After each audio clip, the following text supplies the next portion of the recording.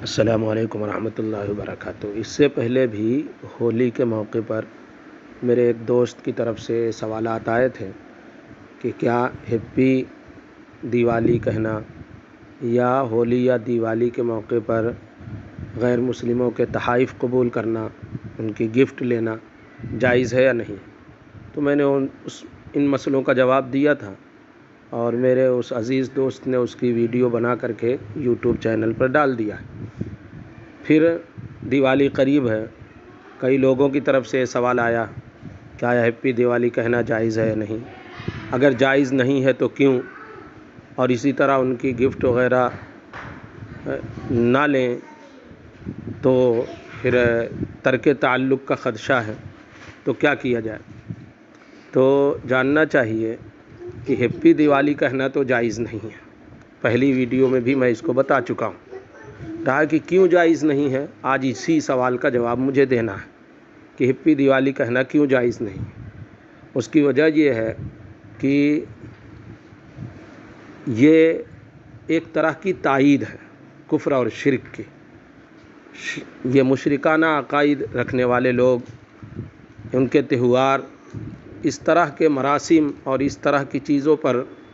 مبنی ہوتے ہیں جن میں شرک ہوتا ہے، اور ہیپی دیوالی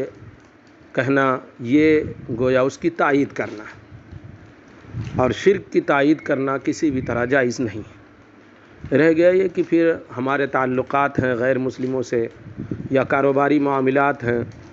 تو پھر چھٹکارے کا کیا طریقہ، چھٹکارا کیسے حاصل ہو کہ ہم ان کو نہ کہیں جبکہ وہ ہمارے عید کے موقع پر، بقرعید کے موقع پر عید مبارک کہتے ہیں، تو ہم دیوالی مبارک کہیں یا ہولی مبارک کہیں۔ ہیپی کا معنی جہاں تک میں سمجھتا ہوں مبارک ہی ہے، لہذا مبارکباد دینا جائز نہیں ہے، دیوالی مبارک کہنا جائز نہیں۔ ہاں، چھٹکارے کا طریقہ یہ ہو سکتا ہے کہ بجائے ان کے تہوار کے مبارک کہنے کے، خود اس آدمی کو آپ اس طرح کا جملہ کہہ دو کہ ہاں بھائی تم نے ہیپی دیوالی، اس نے کہا سامنے سے، یا کوئی اور جملہ کہا تو آپ یہ کہہ دو کہ خوش رہو بھائی، خوش رہو، اچھے رہو، جیتے رہو، اس طرح کہہ سکتے ہیں خود اس آدمی کو، کیونکہ بذات خود کسی کی ذات سے کوئی نفرت نہیں ہے ہمیں، بلکہ ہمیں شرک اور کفر سے نفرت ہے۔ کفر اور شرک، اس کی نفرت مسلمان کی گھٹی میں پڑی ہوئی ہے۔ ہاں، کسی کافر اور مشرک کی ذات سے ہم نفرت نہیں کرتے، کیونکہ وہ انسان ہے، ممکن ہے آج نہیں کل اللہ اس کو ہدایت دے دے، اس لیے اس کو ہم یہ کہہ سکتے ہیں کہ تم خوش رہو، جیتے رہو، اچھے رہو۔ یہ چھٹکارے کا طریقہ ہے۔ دوسری چیز، گفٹ اور ہدیہ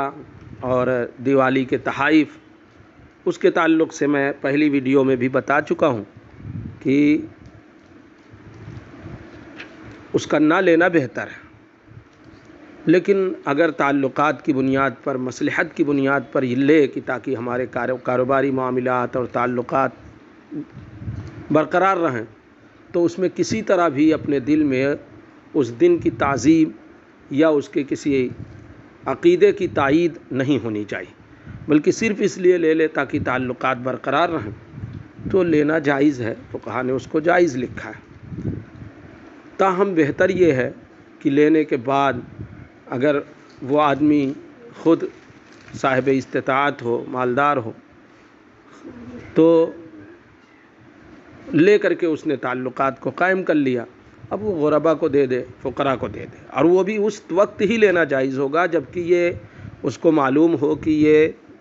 دیوی دیوتا پر نہیں چڑھایا گیا، پوجا پاٹ اس پر نہیں کیا گیا۔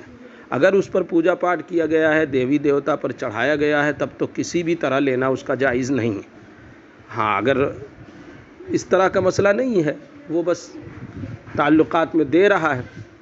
اور معاملات کو باقی رکھنے کے لیے، تعلقات کو باقی رکھنے کے لیے مسلمان لیتا ہے، تو لینا جائز۔ کھانا بھی جائز ہے، ایسا نہیں کہ کھانا حرام اور ناجائز ہے، جبکہ وہ پرساد کا نہ ہو، پوجا پاٹ کا نہ ہو، تو کھانا بھی جائز ہے، لیکن بڑے لوگوں کو خاص طور سے اس میں احتیاط کرنا چاہیے۔ جب اللہ نے دیا ہے، صاحب استطاعت ہے، تو چاہیے کہ اس کو غربا کو یا ملازمین وغیرہ کو اپنے دے دیں۔